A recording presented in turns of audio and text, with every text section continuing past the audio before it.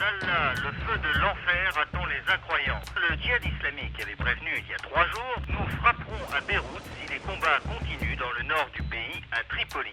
Beyrouth, Gilles Delafont, Europe 1. Gilles Delafont, l'un des rares journalistes français qui reste en poste à Beyrouth. Avec nous, Gilles Delafont, ancien correspondant d'Europe 1, notamment à Beyrouth pendant la période chaude et qui vient de publier Beyrouth, les soldats de l'islam.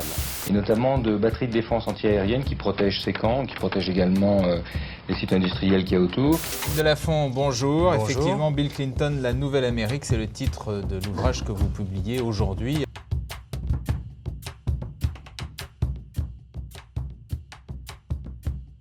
Nous allons tout de suite rejoindre Gilles Delafont en duplex de Bali où se tient, vous le savez, la conférence internationale sur le climat. Gilles Delafont qui est à New York, la ville qui ne dort jamais. Les enjeux sont assez simples. C'est d'éviter que le réchauffement climatique, à la fin du siècle, ne dépasse les 2 degrés. L'ONU, si vous voulez, c'est le cadre international rêvé pour traiter d'un défi qui est planétaire. Si on va dans cette direction-là, eh bien, la planète connaîtra à ce moment-là une dépression du type de celle qu'on a connue dans les années 30. Bonjour Gilles Delafont. Bonjour. Vous publiez Le règne du mépris aux éditions du Toucan. Nicolas Sarkozy méprise les diplomates. Ils le disent, ils le répètent. Alors, vous allez voir ce qui s'est passé. Regardez un petit peu l'ambiance. Alors, Obama, il sourit hier. Voilà. Très détendu, pas de Très cravate. détendu. Regardez la gueule de Poutine, c'est Darth Vader. Moi, ma question est toute bête. Si vous étiez président, est-ce que vous auriez mis le veto, comme la Russie et la Chine, de la France à cette résolution? Il y a quand même eu un contexte favorable pour le raffinage chimique. Alors, certes, oui.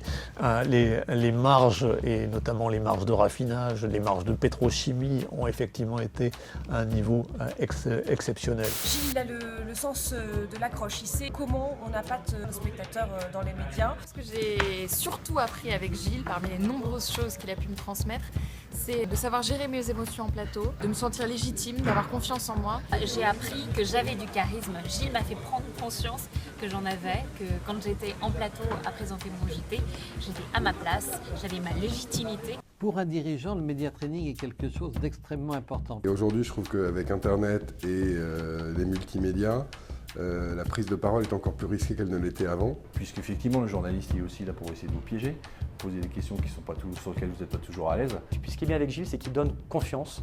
Et il met avant tout en relief ce qui est positif dans chacun d'entre nous et surtout ce qui est singulier en chacun d'entre nous, et c'est ça qui est intéressant. This is Dick Morris. I was political advisor to President Bill Clinton and to many other political figures around the world.